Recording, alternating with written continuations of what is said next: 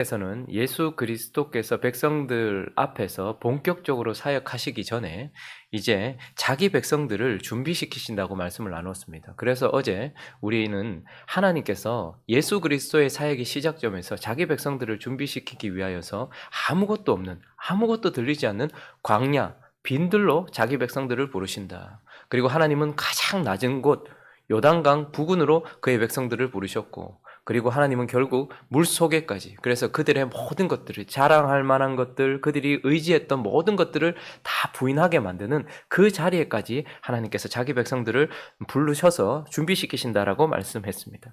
그래서 오늘 이어지는 3장 15절은 이렇게 말씀하고 있습니다. 그런 하나님의 준비로 인하여서 자기 백성들이 어떻게 됩니까?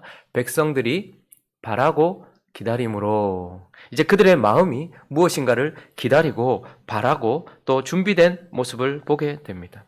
자, 이때에 이제 누가는요, 아주 빨리 누가복음 3장에서 이 요한, 그 위대한 선지자 요한을 역사 뒤로 퇴장을 시킵니다. 이제 더 이상 요한의 이야기는 우리에게 들려지지 않지만 요한이 역사 뒤로 퇴장을 하면서 우리에게 예수 그리스도가 누구이신지, 그리고 그가 해야 될 아주 중요한 말, 그의 마지막 말이 들려지고 있는데 16절을 한번 읽어볼까요? 16절 시작. 요한이 모든 사람에게 대답하여 이르되 나는 물론 너희에게 세례를 베풀었거니와 나보다 능력이 많으신 이가 오시나니 나는 그의 신발끈을 풀기도 감당하지 못하겠노라. 그는 성령과 불로 너희에게 세례를 베푸실 것이요. 요한이 퇴장하기 전 그의 마지막 말은 무엇입니까? 많은 사람들이 준비가 되어서 이제 누군가를 기다리고 있는데 너희가 누구를 기다려야 되는가? 너희가 누구를 기대해야 하는가에 대하여 말하고 있습니다. 사람들은 이 기대되는 마음 가운데 혹 요한인가? 라고 생각할 때에 그는 뭐라고 말합니까? 아니다 라고 말하면서 나보다 능력 많으신 이, 그리고 나 뒤에 오시는 이, 결국 누구를 기다려야 된다고 말하고 있는 것입니까? 우리가 잘 알고 있는 것처럼 바로 나 뒤에 오시는 능력의 예수 그리스도를 기다려야 한다라고 이 마지막 말을 남긴 채 이제 그는 역사 뒤로 퇴장을 합니다. 그러면 왜 요한이 예수 그리스도를 기다려야 된다고 말씀하신 것입니까? 왜 요한을 통하여 하나님은 예수 그리스도만을 기다려야 된다고 말씀하시는 것입니까? 오늘 본문 전체를 통하여서 결국 요한의 마지막 말을 통하여서 우리가 예수를 기다려야 된 딱 한 가지 이유가 있다면 그것은 바로 예수 그리스도가 모든 것을 실제가 되게 하시는 분이기 때문에 그렇습니다. 사실 우리는 어제 본문 말씀을 통하여서 백성들이 마음속으로 나는 아브라함의 자손이다 라고 생각을 하고 있었고 나는 하나님께 열매 맺는 삶이라고 생각을 하고 있었던 것이죠. 그러나 그렇지 않다라고 말했습니다. 그래서 백성들은 사실 진짜 아브라함의 자손으로서 하나님과 바른 관계를 맺어야 될 필요가 있었고, 그리고 하나님이 진노하시는 것이 아니라 하나님이 받으실 만한 삶의 열매를 맺어야 할 자리에 있었다라는 것이죠.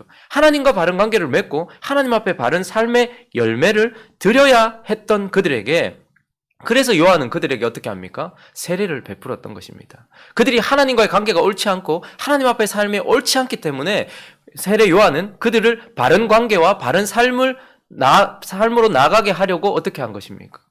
세례를 베풀었다는 것이죠. 그러나 우리가 잘 아는 것처럼, 그리고 요한이 스스로 말하는 것처럼 요한의 세례는 그저 물로 그들의 몸을 씻어줄 뿐이었습니다.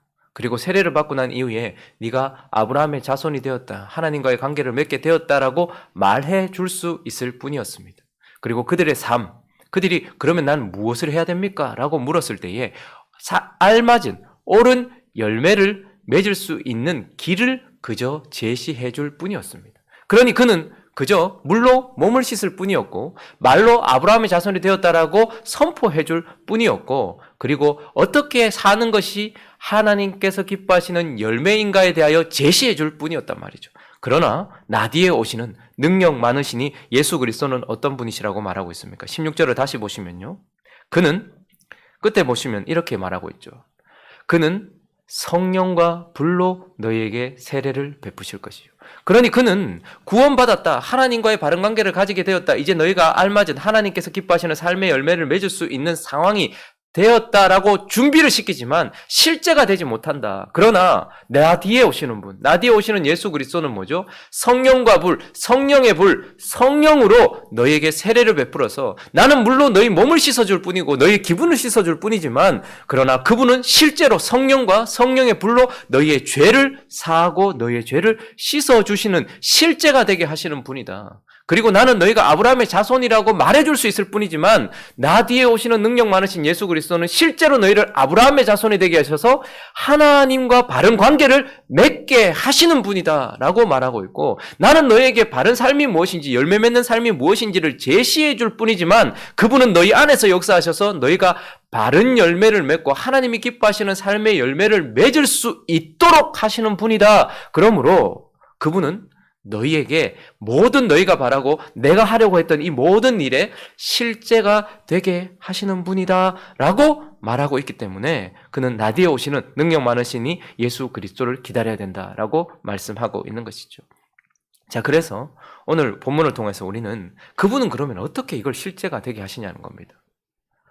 그들이 그렇게 바랬지만 그들은 그러하지 못했고, 요한도 세례를 주면서 그걸 바랬지만 요한은 실제가 되지 못하게 했는데, 예수 그리스도는 어떻게 우리가 아브라함의 자손으로서 하나님과 바른 관계를 맺도록 실제가 되게 하시며 어떻게 하나님이 기뻐하시는 열매를 맺도록 실제가 되게 하시는가, 오늘 몇 가지를 살펴보려고 합니다. 그 첫 번째는요, 예수 그리스도는 나의 대표, 그러니까 나의 머리가 되심으로써 이 모든 일들을 실제가 되게 하신다라고 말씀하고 있습니다.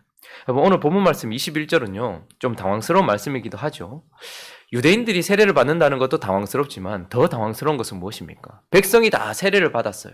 자, 그런데 둘째 줄 읽어볼까요? 시작. 예수도 세례를 받으시고 기도하실 때에 하늘이 열리며. 백성들은 스스로가 나는 아브라함의 자손이기 때문에 하나님과 바른 관계를 맺고 있다라고 오해 착각하고 있었어요. 나는 하나님이 기뻐하시는 삶의 열매를 맺고 있고 나는 하나님의 열매다라고 착각하고 있었어요. 그러나 예수는 착각하시는 분이 아닙니다.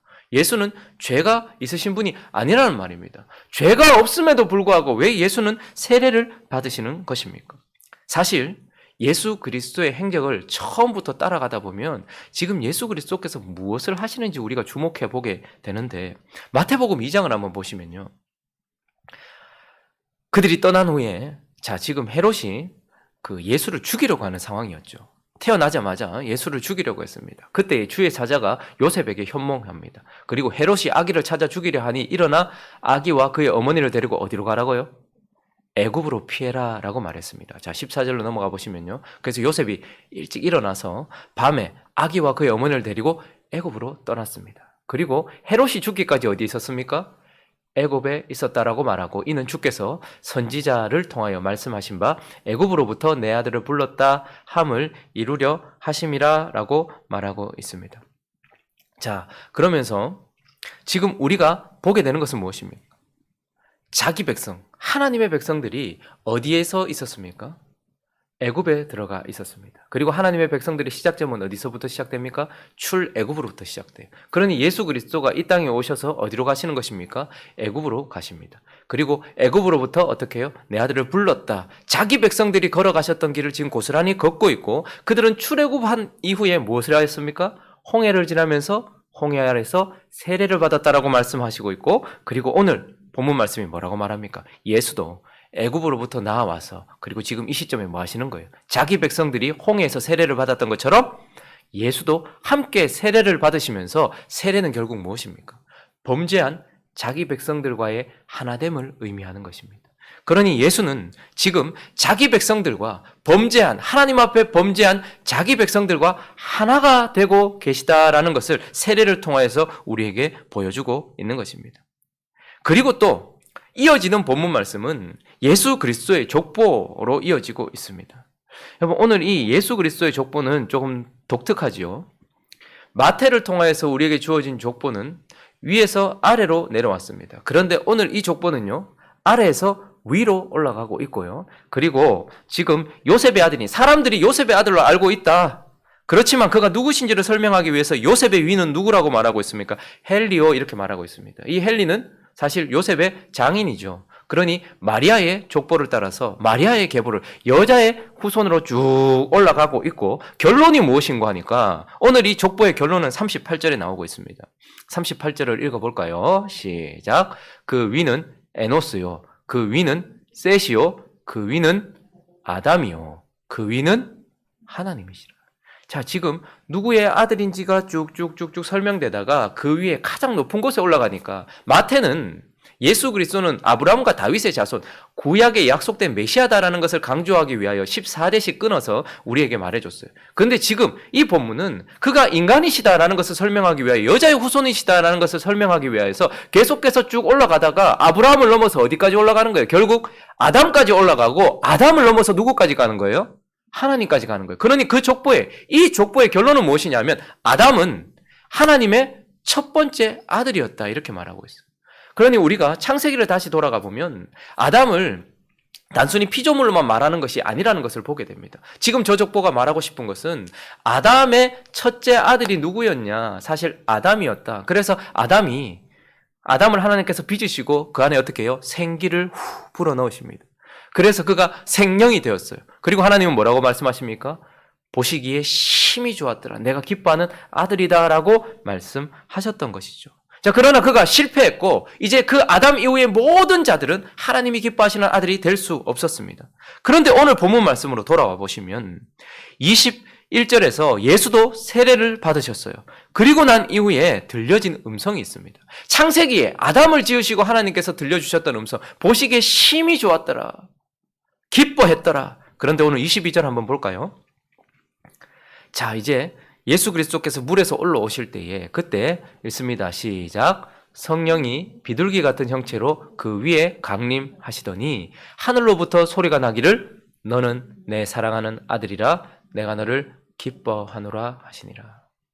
처음 아담을 창조하셨을 때 성령으로 생기를 후 불어넣으시고 하나님께서 기뻐하신다라고 말씀하셨던 그와 똑같은 일이 지금 반복되면서 성령이 예수 그리스도에게로 임하시고, 그리고 하나님께서 뭐라고 말씀하시는 겁니까? 그 예수 그리스도를 향하여서 너는 내 사랑하는 아들이라 내가 너를 기뻐하노라.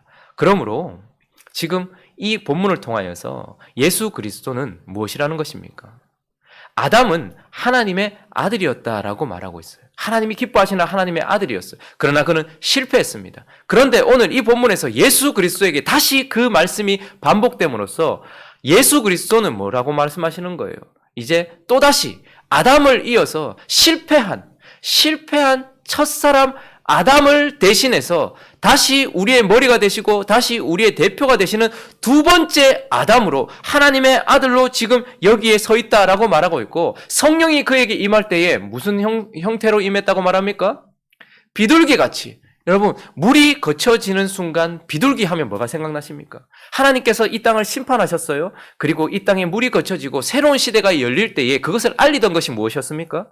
노아가 비둘기를 날려보냈고, 그 이후에 감람잎을 들고 왔다가 그 이후에 다시 보냈을 때 어떻게 해요? 비둘기가 다시는 돌아오지 않음으로써 물이 거치고 새 시대가 열렸다는 것을 보여주는 것처럼, 예수 그리스도도 이제 실패한 아담을 대신하여 다시 우리의 머리가 되시고 우리의 대표가 되시는 두 번째 아담, 첫 번째 아담이 실패했던 그때에 하나님께서 그에게 여자의 후손에 대해 말씀하셨고, 이제 이 예수 그리스도는 여자의 족보를 따라서 쭉 올라가서 아담이 실패했던 그 일을 다시 이루실, 다시 새 시대를 여시고 심판을 걷어내시고 다시 새 시대를 여실 우리의 두 번째 아담, 우리의 두 번째 대표, 우리의 실제 머리가 되시는 분이다라고 우리에게 가르쳐주고 있는 것입니다. 그러니 우리가 실패한 이유는 아담 안에 있었기 때문이고 아담 때문이었습니다. 첫사람 아담의 실패 때문에 우리는 하나님과의 관계가 깨어졌어요. 그런데 이제 예수 그리스도는 어떻게 해요? 두 번째 대표, 두 번째 아담이 되셔서, 두 번째 하나님의 아들이 되셔서 어떻게 해요? 하나님과의 관계를 그를 통하여서, 아담을 통하여서 우리가 하나님과의 관계가 깨어졌던 것처럼 이제 두 번째 아담 되신 예수 그리스도를 통하여서 하나님과의 관계를 다시 회복하고 우리가 하나님의 자녀가 되게 하심으로써 하나님과의 바른 관계를 맺게 해주시는 우리의 머리가 되심으로써, 예수 그리스도는 우리의 대표가 되심으로써 우리에게 그 일을 실제가 되게 하신다라고 말씀하고 있는 것입니다. 그러니 아담의 삶과 아담의 행위 때문에 실패한 우리의 삶이 두 번째 아담이신 예수 그리스도의 행위와 그분의 삶으로 다시 온전해지도록 하신다라고 우리에게 말씀하고 있는 것입니다. 자, 그리고 이제 예수 그리스도는 이 일을 우리가 하나님과 바른 관계를 맺고 하나님 앞에 바른 열매를 맺도록 하는 이 일을 어떻게 실제가 되게 하시는가? 그분이 우리의 대표가 되셔서 그분과의 관계를 바르게 하시고, 이제 또 하나는 나에게 성령을 주심으로, 두 번째는 바로 나에게 성령을 주심으로써 그분은 이 일을 실제로 이루신다라고 말씀하고 있습니다. 자, 오늘 본문 말씀 21절을 다시 한번 볼까요? 21절을 다시 한번 읽어보겠습니다. 시작.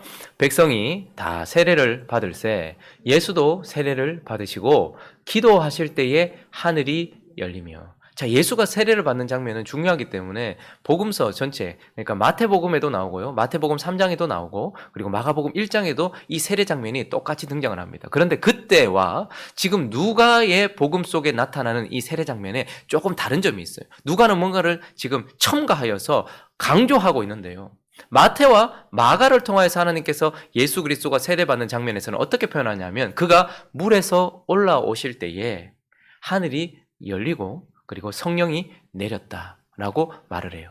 그런데 오늘 본문에서 누가는 무엇을 강조하고 있습니까? 예수도 세례를 받으시니까 뭐 하실 때에? 그분이 기도하실 때에 하늘이 열리며 그리고 성령이 비둘기 같은 형체로 그 위에 임하셨다라고 말하고 있어요. 그러니까 지금 누가가 표현하고 싶은 것은 무엇이냐면, 성령은 예수 그리스도의 요청과 그분의 뜻에 의하여서 자기 자신에게도 내렸고, 예수는 또 어떤 분이라는 거예요. 그렇기 때문에 그의 기도, 그의 간청, 그의 뜻에 따라서 성령을 우리 모두에게 주실 수 있는 분이다라고 말씀하시는 것입니다. 그래서 16절에서 요한은 이렇게 말하고 있는 것입니다. 16절을 다시 한번 가보시면요, 요한이 모든 사람에게 대답하여 이르되 나는 물론 너에게 세례를 베풀거니와 나보다 능력이 많으신 이가 오시나니 나 뒤에 오시는 그분은 나는 그의 신발끈을 풀기도 감당하지 못하는데, 왜냐하면 그는 뭐라고요? 성령과 불, 성령의 불로 너에게 세례를 베푸시는 분이다.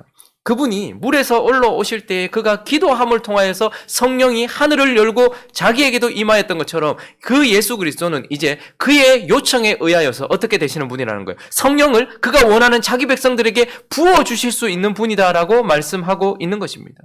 그래서 요한복음 16장 7절은 이렇게 말하고 있는데요, 요한복음 16장 7절에 이렇게 말합니다. 그러나 내가 너희에게 실상을 말하노니 내가 떠나가는 것이 너희에게 유익이라.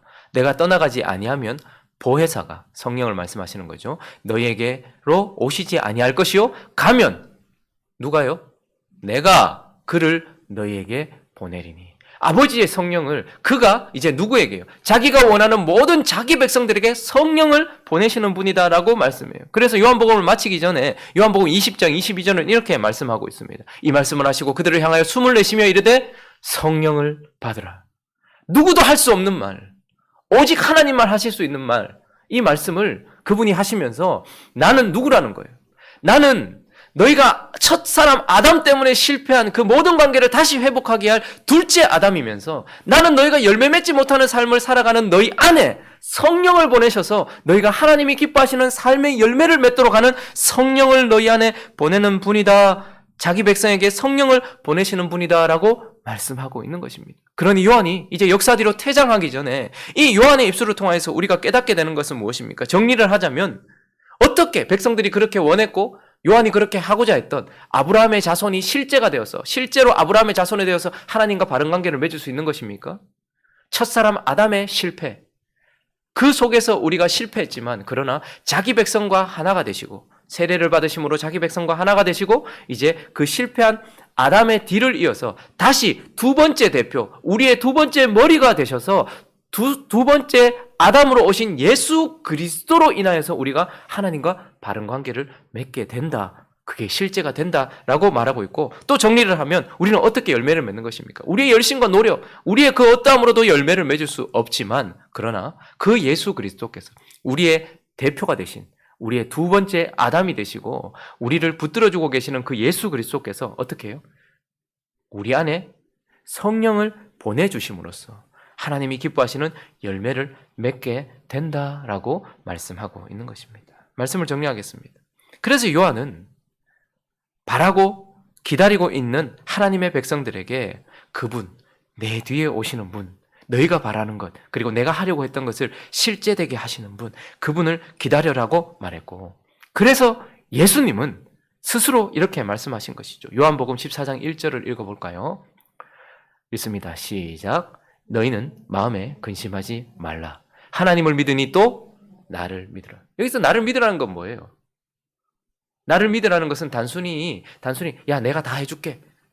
물론 그런 것도 있겠죠. 그러나 여기서 나를 믿으라는 것은 무엇입니까? 너희는 아담으로 인하여 하나님께 실패한 인생이다. 그러나 이제 너희의 머리가 되었던 아담이 아니라 이제 너희의 새로운 머리가 되고 너희의 새로운 대표가 되는 나, 너희와 하나 되었고 실패한 아담의 모든 것들을 다시 바로잡을 새로운 시대를 열어갈 내가 너희의 진정한 머리가 되니 나를 믿으라. 그러니 나와 연합해야 된다라고 예수님께서는 말씀하셨고, 그리고 이 누가복음을 기록하고 난 이후에 다시 이 복음이 어떻게 흩어지는지를 우리에게 보여주고 있는 사도행전 1장 4절과 5절을 보시면 읽어볼까요? 시작. 사도와 함께 모이사 그들에게 분부하여 이르시되 예루살렘을 떠나지 말고 내게서 들은 바 아버지께서 약속하신 것을 기다리라. 요한은 물로 세례를 베풀었으나 너희는 몇 날이 못되어 성령으로 세례를 받으리라 하셨느니라. 그래서 예수 그리스도는 너희가 나를 믿어라. 너희의 머리가 되고 새로운 시대, 물을 걷어내고 심판이 끝나고 난 이후에 새로운 시대를 열어갈 비둘기가 성령이 비둘기처럼 임하는 그 새로운 시대를 열어가는 나를 믿고 또 뭐라고요? 너희 안에 보내줄 너희의 삶의 열매를 맺게 할 성령을 기다리라 라고 말씀하신 것입니다. 그러므로 우리는 그러면 어떻게 하면 되겠습니까? 우리는 단순히 예수님께서 십자가에서 죽으셨다가 아니라 그분이 이 족보처럼 올라가면 실패한 하나님의 아들 아담과 같이 두 번째로 오신 나의 대표고 결국 나다. 내가 대신 예수 그리스도다라는 것을 믿는 믿음. 그래서 우리는 하나님과의 관계를 예수 그리스도를 통해서 바르게 맺는다라는 것을 믿는 믿음으로 오늘도 살아가야 하는 것입니다. 그리고요, 마지막으로 누가복음 11장 13절을 읽겠습니다. 시작. 너희가 악할지라도 좋은 것을 자식에게 줄 알거든 하물며 너희 하늘 아버지께서 구하는 자에게 성령을 주시지 않겠느냐. 우리에게 가장 필요한 것은 하나님과의 바른 관계입니다. 그것을 예수 그리스도를 통하여서 이루었음을 믿고, 그리고 이제 그렇다라면 하나님 앞에 바른 열매를 맺기 위하여 뭘 하라는 거예요? 애써라 라고 말하지 않고 성령을 구해라. 그래서 성령 안에서 애쓰라 라고 말하고 있습니다. 그러니 우리가 어떤 삶을 살아야 되겠습니까? 나는 아담 안에서 죽었지만 그러나 두 번째 아담이신 예수 그리스도 안에서 다시 하나님의 자녀가 되었다. 그분과 바른 관계를 맺었다는 것을 믿고 이제 그렇기 때문에 그분이 기뻐하시는 열매를 맺기 위하여 성령을 구하고 성령 안에서 살아가야 한다라는 것을 기억하면서 살아가야 한다라는 것입니다. 우리는 이제 예수 그리스도 그분으로 모든 것을 얻었다라는 것을 믿음으로 받으시고 성령을 구하여 기도하면서 하나님이 기뻐하시는 열매를 맺어가는 삶을 살아가는 저와 여러분 되시기를 예수 그리스도의 이름으로 축원합니다.